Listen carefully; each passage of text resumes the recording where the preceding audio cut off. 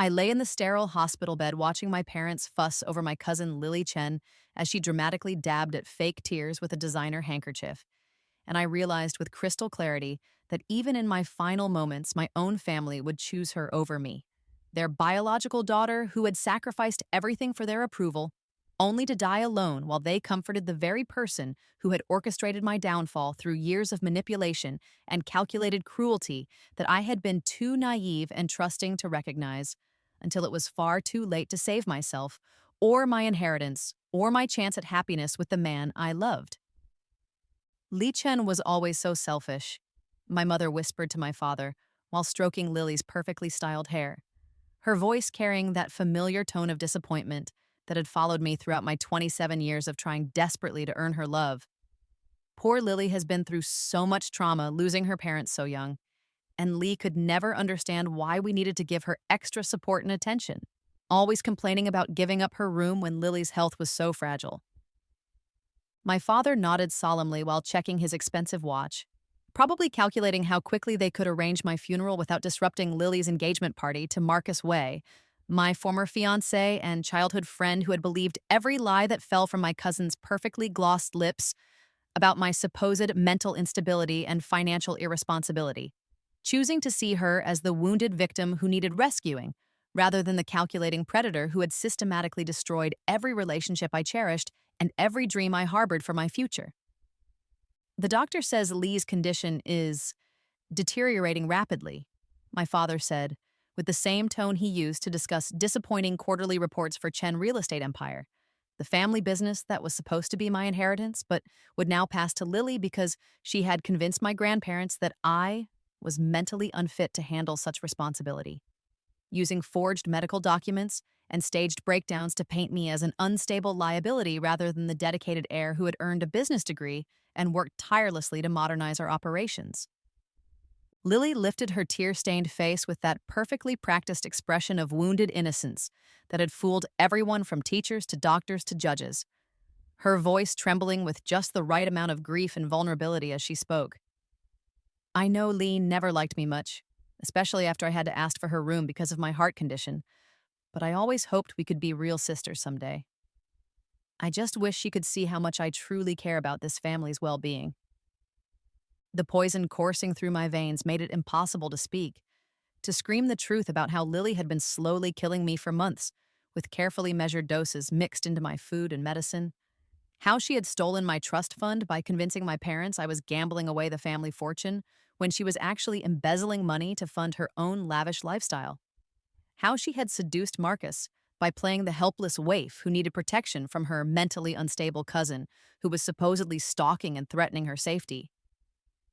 I wanted to tell them about the hidden cameras I had discovered in my room, the ones Lily used to record my private moments and edit them into evidence of my alleged breakdown, or the way she had sabotaged my design business by spreading rumors about my unreliability and stealing my clients through a network of lies and manufactured sympathy.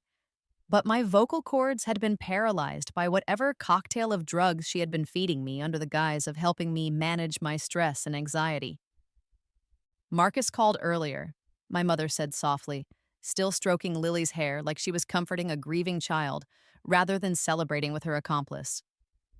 He wanted to thank our family for supporting Lily through this difficult time, and he mentioned they're planning to announce their engagement at the hospital charity gala next month. He's such a good man for seeing past Lee's attempts to poison his mind against poor Lily. The irony was so bitter, I could taste it along with the metallic flavor of whatever toxin was shutting down my organs one by one, because Marcus Way had been my best friend since childhood, the boy next door who grew up in the mansion beside our family estate. The one person I had trusted completely until Lily arrived and began her systematic campaign to turn him against me using every manipulation tactic she had learned during her psychology degree that she claimed would help her understand and assist troubled family members. Through my dying eyes, I watched Lily's performance reach its crescendo as she collapsed dramatically against my mother's shoulder, sobbing about how guilty she felt for accepting Marcus's proposal when her dear cousin was suffering so much, how she had tried to give him up to preserve family harmony. But he insisted that Lee's jealous behavior was proof that she needed professional help rather than romantic relationships, How she only agreed to marry him because she believed it would motivate me to get the psychiatric treatment I obviously needed. Lee was always so competitive, my father said, with that dismissive tone that had crushed my spirit throughout my childhood. Remember how she used to claim that Lily was copying her homework when clearly Lily was just naturally gifted? Or how she accused Lily of stealing her jewelry when it was probably just misplaced due to her increasing confusion and paranoia. We should have gotten her help sooner instead of enabling her delusions. I felt my heart stuttering in my chest as I remembered the real timeline of events. How Lily had arrived at our family mansion when I was 15 and she was 12, orphaned after her parents died in what was ruled an accidental gas leak, but which I now suspected was murder given her talent for making deaths look natural. How she had immediately begun studying my habits and relationships to identify weaknesses she could exploit. How she had systematically isolated me from friends by spreading rumors about my mental health while positioning herself as the innocent victim of my supposedly irrational jealousy. The master bedroom that had been mine since birth was just the beginning of her campaign to erase my existence from the family I had loved unconditionally, because once she convinced my parents that my selfish attachment to material possessions was evidence of my deteriorating mental state, it became easier to justify taking away my trust fund access, my role in the family business, my relationships with extended family members who might have questioned her increasingly dominant position in our household dynamics. Dr. Williams says the prognosis is very poor, my mother continued, discussing my impending death with the same detached concern she showed when discussing weather forecasts. He thinks it's a combination of the stress from her recent business failures and her underlying psychological instability. Apparently, she's been mixing her medications incorrectly and refusing to follow proper dosing instructions. Dr. Williams was another one of Lily's carefully cultivated allies, a family physician who had been treating our household for decades, until Lily began feeding him a steady stream of concerns about my erratic behavior and suspicious symptoms, convincing him that my complaints about feeling sick were actually evidence of hypochondria and attention-seeking behavior, rather than genuine poisoning that could be detected if anyone bothered to run proper toxicology tests instead of assuming I was manufacturing my own illness. The room began to blur around the edges as my vision started failing, but I could still hear Lily's voice rising to that perfect pitch of grief-stricken devotion that had convinced everyone she was the angel of mercy rather than the demon of destruction. I just want Lee to know that despite everything, I forgive her for all the cruel things she said and did to me. I know she was suffering and didn't mean to hurt me when she tried to sabotage my relationship with Marcus or when she spread those terrible stories about our family finances. I'll always remember the good times we shared before her illness took over. My parents murmured their approval of Lily's generous spirit while I lay dying from the poison she had been feeding me for months, my internal organs shutting down one by one while they praised her compassion and lamented my supposed mental deterioration, completely blind to the way she had orchestrated every moment of this tragedy to position herself as the grieving cousin who had tried everything to save her disturbed family member from self-destruction. Marcus would marry her within the year, believing he was protecting a vulnerable young woman from the memory of her unstable cousin's harassment and jealousy, while Lily inherited the Chen real estate empire and the family mansion and the trust fund that should have been mine, using my death as the final proof of her worthiness to carry on our family legacy, since clearly I had been too mentally fragile to handle such responsibilities. The machines around my bed began beeping faster as my heart rate became increasingly erratic. But my family didn't even look in my direction, too absorbed in comforting Lily through her devastating loss of the cousin she had tried so hard to help despite years of abuse and accusations. And I realized with perfect clarity that even in death, I would be remembered not as the victim of her calculating cruelty, but as the troubled family member whose mental illness had tragically prevented her from accepting the love and support that surrounded her. If I get another chance, I whispered to the empty air while my family focused on my murderer, my voice so weak that no one heard my final words. I'll show you who deserves this family's love. Then I opened my eyes and realized I had been reborn. The sensation was so immediate and overwhelming that I gasped aloud, my lungs filling with clean air instead of the hospital's antiseptic atmosphere, my body feeling strong and healthy instead of racked with poison, my vision crystal clear as I found myself lying in my original master bedroom in the Chen family mansion with morning sunlight streaming through the floor to ceiling windows that overlooked our meticulously maintained gardens where I used to hide as a child when the weight of my parents' expectations became too much to bear. July 15th, 2019, I realized with perfect certainty as I recognized the specific quality of light and the exact arrangement of furniture around me. Exactly 3 years before my death, and one day before Lily would make her tearful request to take over my room because of her supposedly fragile heart condition that required the larger space and better ventilation that only the master bedroom could provide. The beginning of her systematic campaign to erase my presence from the family I'd spent my entire life trying to please. My body felt incredible compared to the poisoned shell I had inhabited during my final months. Muscles strong and flexible instead of weak and shaking. Mind sharp and focused instead of clouded by whatever cocktail of drugs Lily had been slipping into my food and medicine. Skin healthy and glowing instead of the pale, sickly complexion that had made everyone assume I was suffering from stress and poor lifestyle choices, rather than deliberate poisoning designed to make my eventual death look like natural consequences of mental illness. The knowledge of everything that would happen crashed over me like a tsunami of rage and determination as I remembered every detail of Lily's manipulation campaign.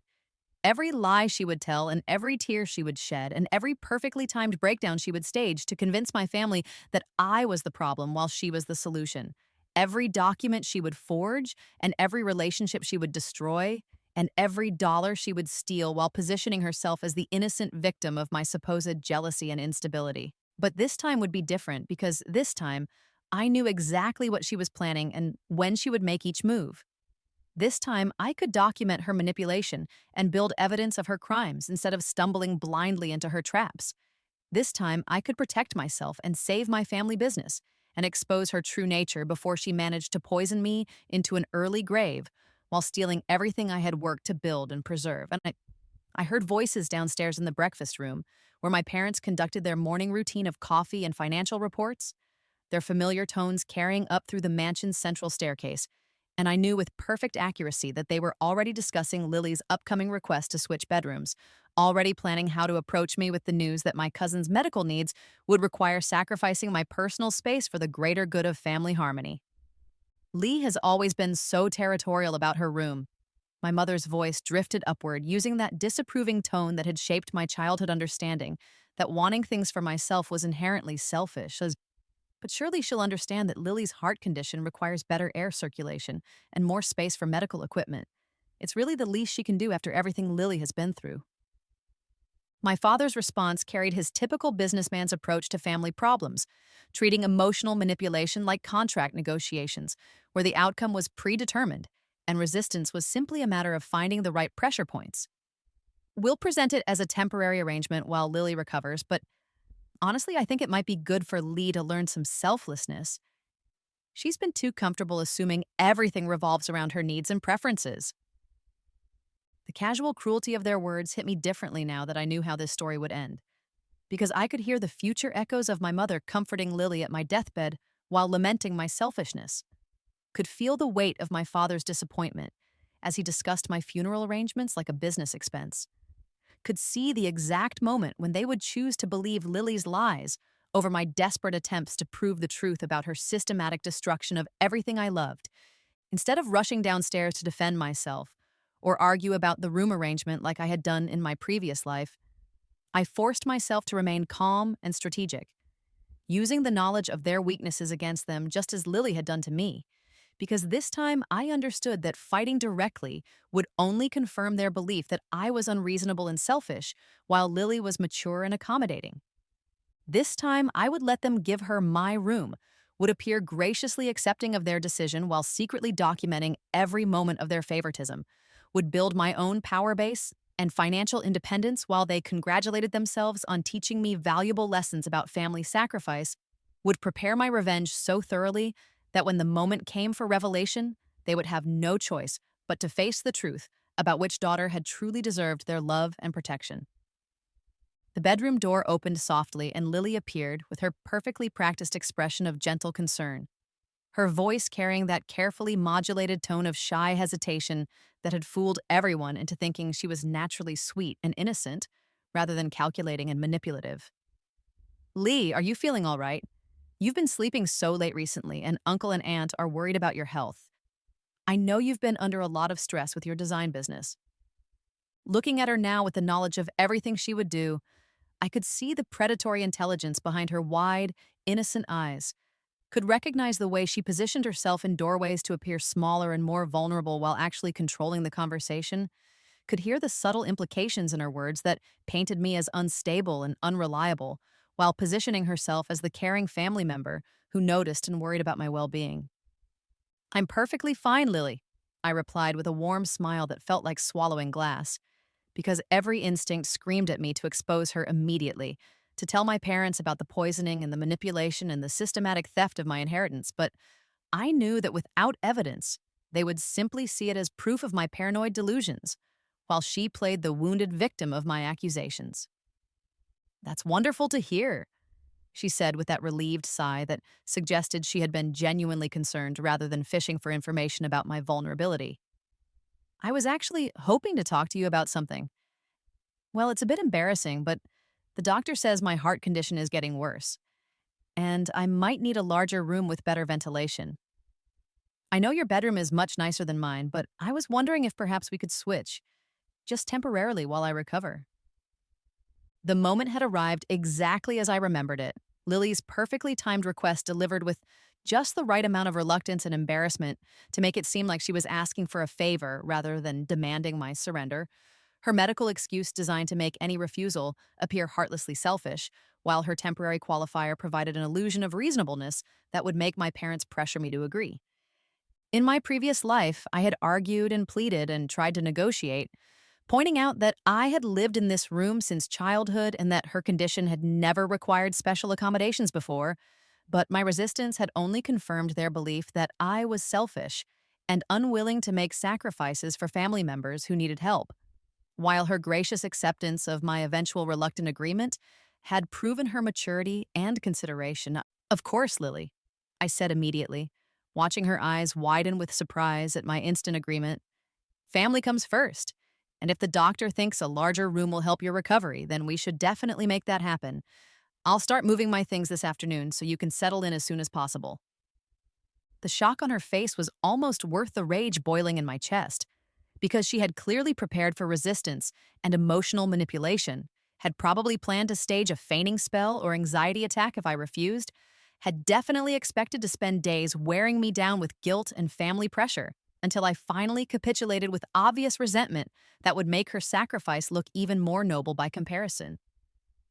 Are you sure?" she stammered, her carefully practiced script disrupted by my unexpected cooperation. "I mean, I know how much this room means to you, and I don't want you to feel like I'm pushing you out of your own space. Maybe there's another solution we could explore?" Her attempt to appear considerate and give me an opportunity to reconsider was actually a test to see if my agreement was genuine or if I was setting up some kind of trap. But I maintained my warm, supportive smile while internally cataloging every micro expression and vocal inflection for future use as evidence of her manipulative nature. "Don't be silly," I replied with the kind of gracious generosity that would make my parents proud while secretly planning her eventual destruction. "Your health is much more important than my attachment to a particular room. Besides, it might be good for me to try something different. Maybe redecorate one of the smaller bedrooms and make it truly my own instead of keeping everything exactly the same as when I was a child." My parents appeared in the doorway at that moment, clearly having been listening from the hallway to ensure they could intervene if necessary, their faces showing obvious relief and approval at my mature response to Lily's request, completely unaware that I was already planning how to use their favoritism against them when the time came for revelation and justice. "Lee, that's very thoughtful of you," my mother said with more warmth than she had shown me in months. "I'm so glad you understand how important it is for family members to support each other through difficult times. Lily was so worried about asking, but you've proven what a caring cousin you really are." My father nodded approvingly while checking his phone for stock prices, his attention already shifting back to business matters now that the family drama had been resolved without emotional outbursts or complicated negotiations. "This kind of maturity is exactly what we like to see. Maybe you're finally ready to take on more responsibility in the company if you can show this level of consideration for others' needs." The irony of his words made me want to laugh hysterically, because in my previous life I had spent years trying to prove my worthiness to inherit the family business, while Lily systematically sabotaged my efforts and convinced them I was too unstable for leadership responsibilities. But now that I was cooperating with her room theft, they suddenly saw potential for my professional development.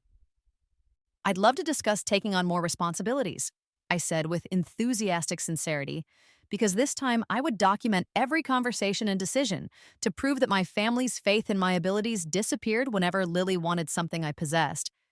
"Maybe we could schedule a meeting this week to talk about specific projects where I could contribute more significantly." As my parents left to continue their morning routine and Lily retreated to plan her room takeover, I remained in my childhood bedroom for a few more hours, memorizing every detail of the space I was about to lose, preparing mentally for the strategic war I was about to wage against the cousin who had murdered me in cold blood while convincing my family she was saving them from my destructive influence.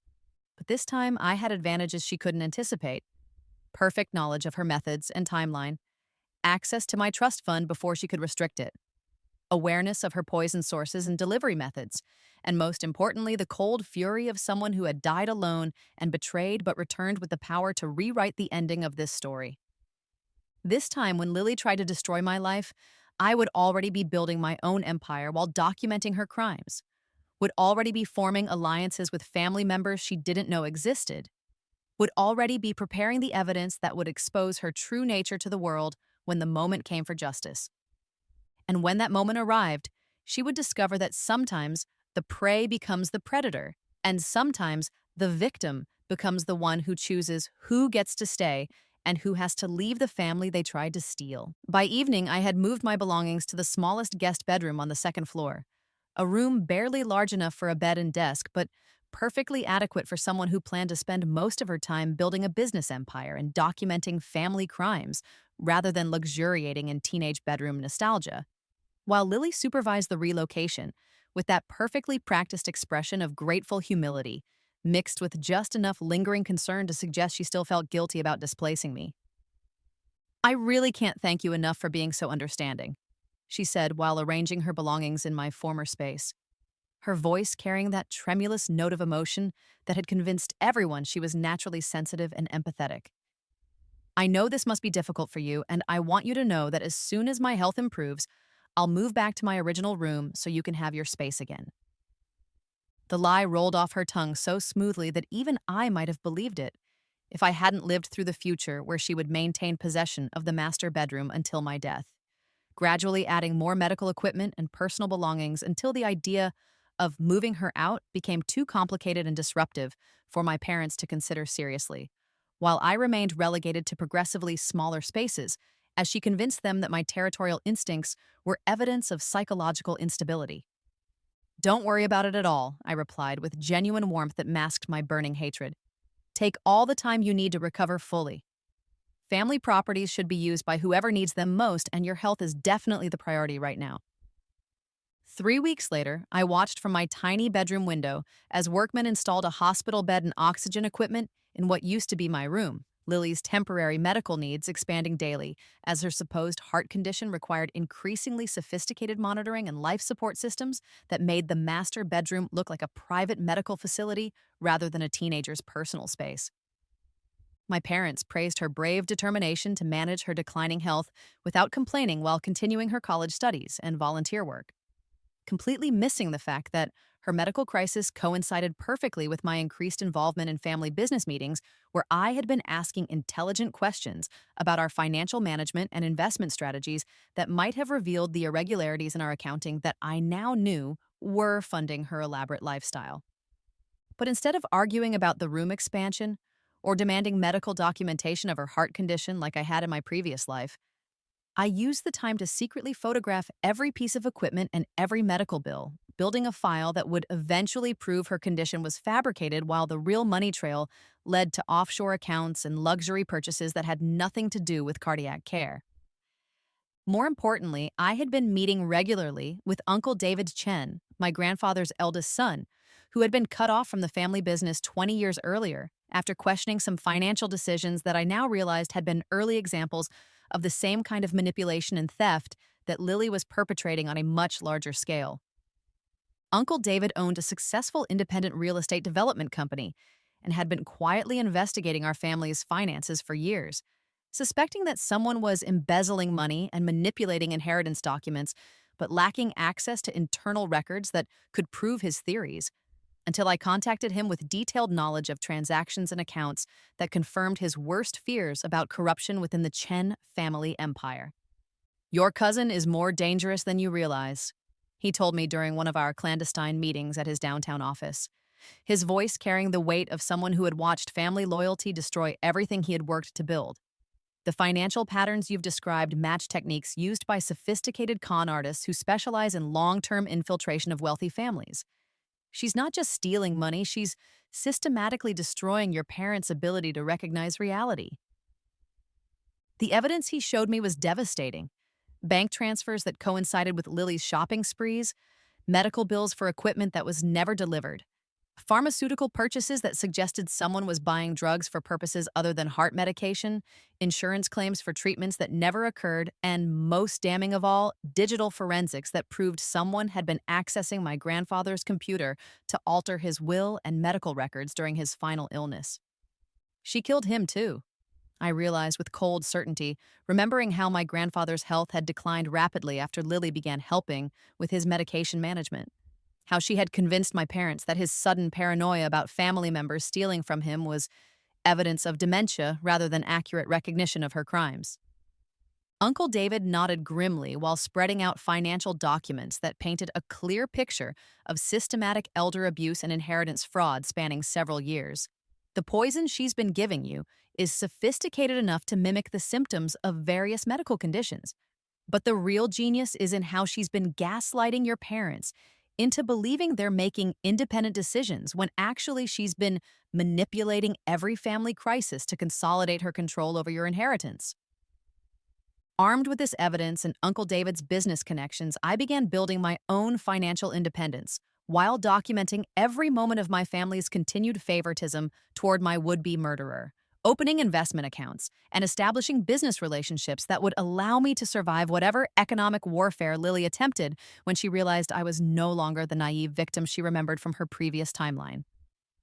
My design consultancy, launched with Uncle David's backing and my knowledge of future market trends, grew rapidly as I leveraged connections and insights that seemed impossibly prescient to clients who didn't know I was essentially predicting the past from their perspective, building a reputation for innovation and reliability that would anchor my independence when the time came to reveal the truth about my family's betrayal. 6 months after giving up my room, I sat in my tiny bedroom recording video testimony about Lily's systematic manipulation while she hosted her engagement party to Marcus Way in the mansion's main ballroom, the master bedroom she had stolen from me, serving as her private suite, where she could prepare for her triumph over the cousin she believed she had successfully eliminated from family consideration. Marcus looked uncomfortable throughout the celebration, his eyes scanning the crowd as if searching for someone who wasn't there, occasionally asking my parents about my absence from such an important family event. But Lily had convinced them that my jealousy and mental instability made my presence too dangerous for such a delicate social occasion.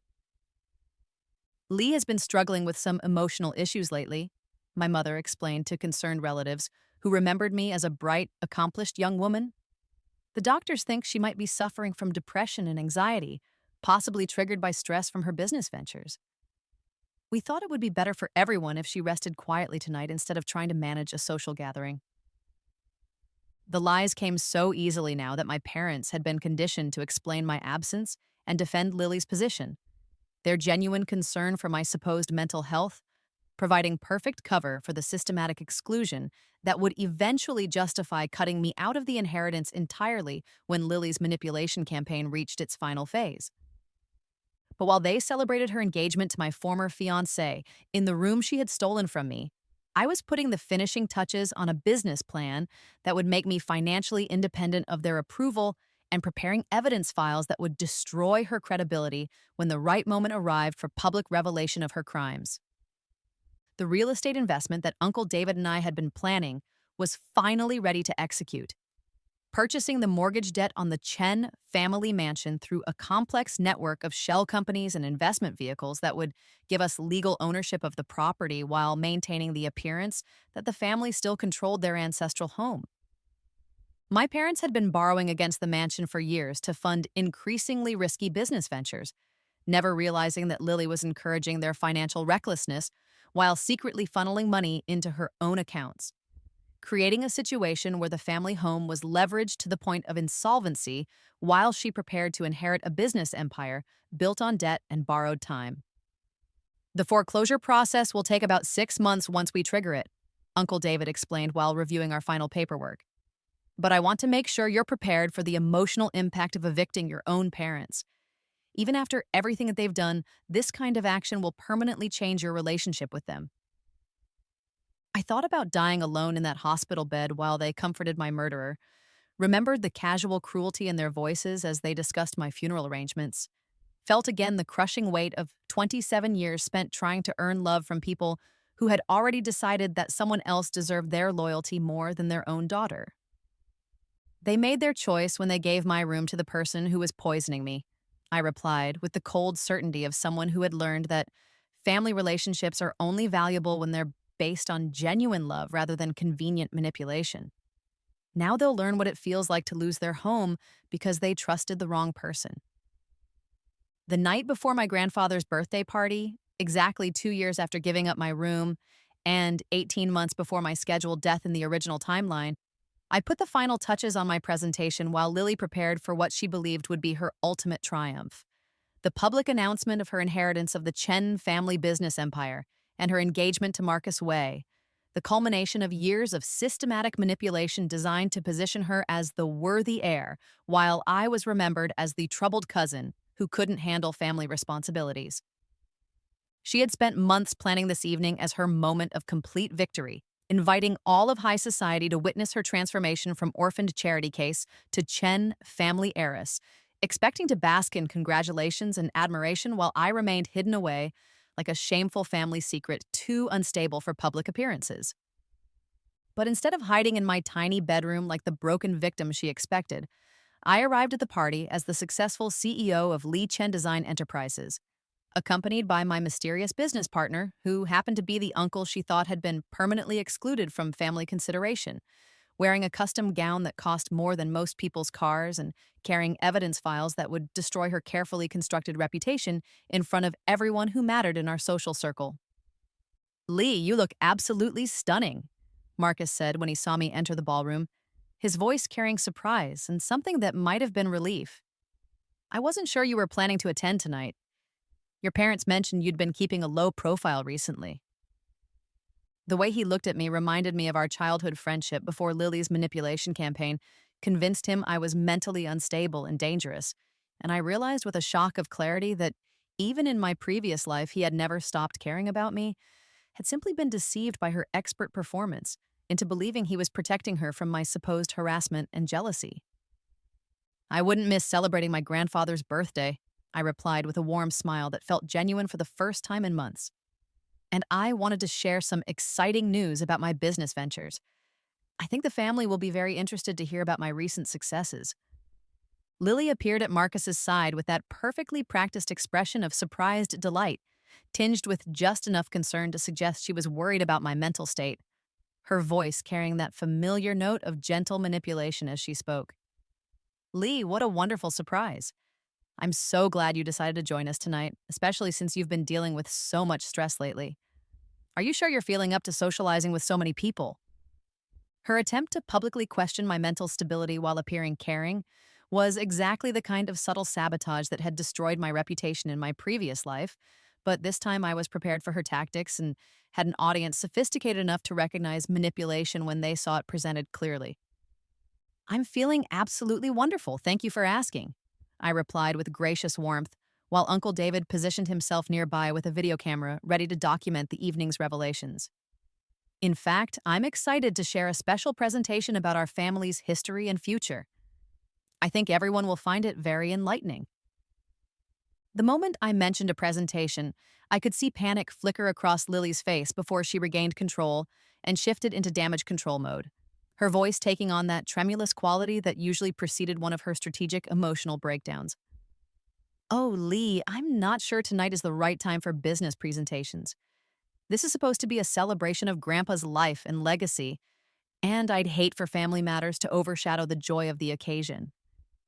But my parents, flush with pride at their successful daughter's apparent recovery from her recent emotional struggles, were already encouraging me to share my presentation with the assembled guests, completely unaware that they were about to witness the systematic destruction of everything they thought they knew about their beloved niece and their disappointing daughter. "Ladies and gentlemen," I began as the room quieted to listen, my voice carrying the confidence of someone who had built a successful business while preparing the most complete revenge in the history of family betrayals. "I'd like to share a special video tribute to the Chen family legacy, featuring some behind-the-scenes moments that I think will give everyone a deeper appreciation for the true character of our family members." The first clips showed hidden camera footage of Lily discussing her manipulation strategies with accomplices, her voice cold and calculating as she described her plans to isolate me from family support while positioning herself as the worthy heir, completely different from the vulnerable, caring persona she presented in public.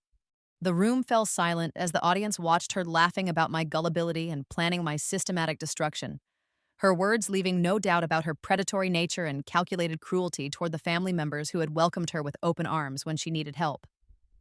"As you can see," I continued while the footage showed her tampering with my food and medicine, "some family members have been working very hard behind the scenes to ensure that the Chen legacy passes to the most deserving heir, even if that required eliminating the competition through rather unconventional methods." The second part of my presentation featured financial documents showing her embezzlement from family accounts, forged medical records claiming I was mentally incompetent, and recorded conversations where she admitted to poisoning both my grandfather and me while manipulating my parents into believing our declining health was due to genetic weakness and lifestyle choices.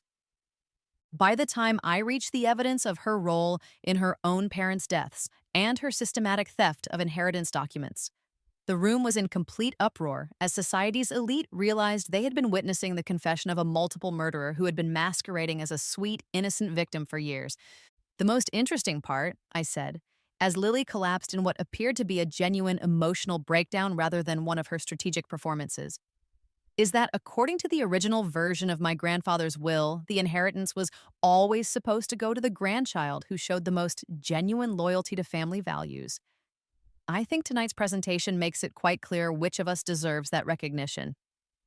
Uncle David stepped forward with legal documents proving that he and I now controlled the mortgage on the family mansion and held majority ownership of the Chen real estate empire through a complex series of legitimate business transactions that had been finalized while my parents were celebrating Lily's fake medical recovery and engagement to my former fiancé. "According to the terms of the mortgage agreement," he announced to the stunned crowd, "the Chen family has 30 days to pay the full outstanding balance or face foreclosure proceedings. Given the current state of their finances and the criminal charges that will undoubtedly follow tonight's revelations, I think it's safe to assume that ownership of the family properties will be transferring to new management very soon." My parents stood frozen in shock as they realized that their beloved niece was a calculating murderer, and their dismissed daughter was now the successful businesswoman who owned their home and their company, their faces showing the exact expression of helpless betrayal that I had felt while dying alone in that hospital bed. Marcus approached me as police officers arrived to arrest Lily for multiple counts of fraud, embezzlement, and attempted murder, his voice carrying genuine remorse as he spoke.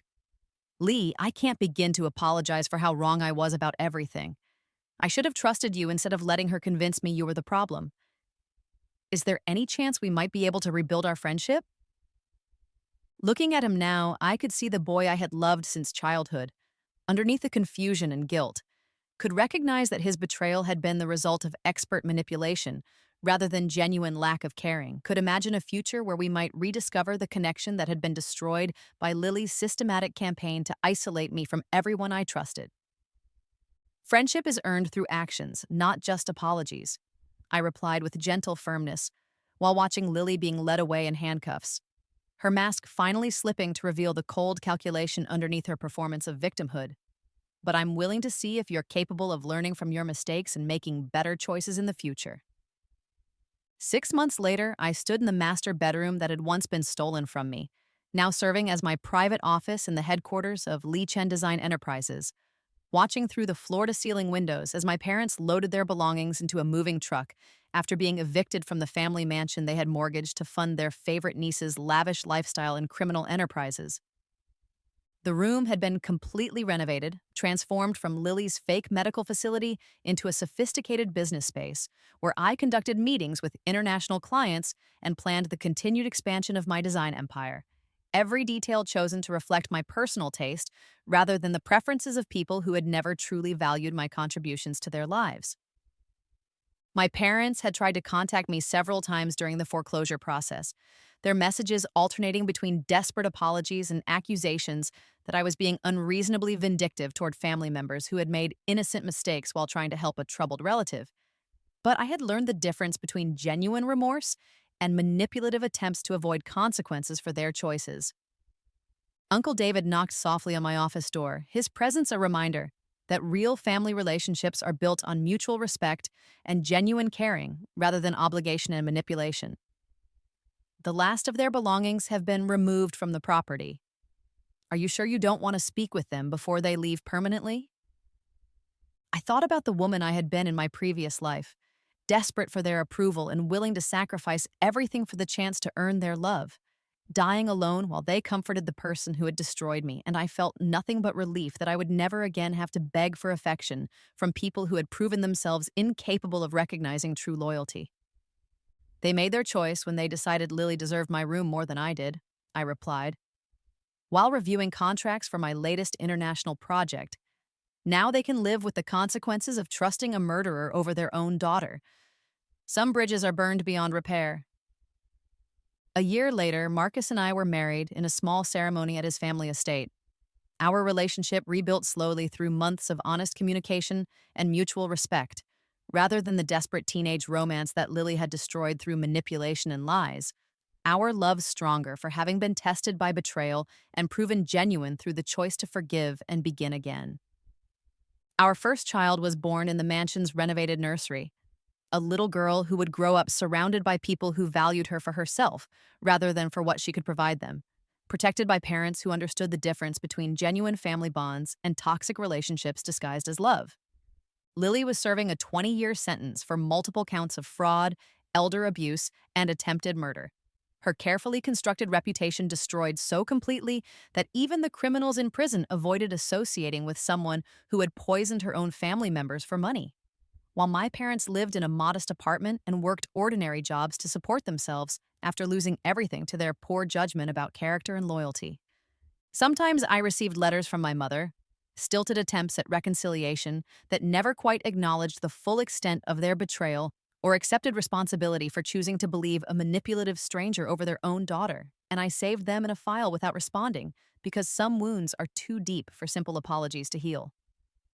But as I watched my daughter sleep peacefully in her crib, surrounded by the security of parents who would never choose anyone else's needs over hers, I felt the deep satisfaction of justice finally served and a future finally free from the toxic patterns that had defined my previous life. And I knew that sometimes the greatest victory is not in destroying your enemies, but in building something beautiful that they could never touch or steal or manipulate away from you. The room that had been taken from me was now the foundation of an empire I had built through my own intelligence and determination. And the family that had rejected me was replaced by people who chose to love me for exactly who I was, rather than who they thought I should become. And in the end, that was the most perfect revenge of all. Living well while they lived with the consequences of their choices, happy and successful while they struggled with the weight of their mistakes. And every morning when I woke up in the mansion that was now truly mine, in the room that had become the symbol of my transformation from victim to victor, I remembered the words I had whispered while dying alone. If I get another chance, I'll show you who deserves this family's love. I had kept that promise in ways I never could have imagined, and the life I built in my second chance was worth every moment of pain it had taken to claim it.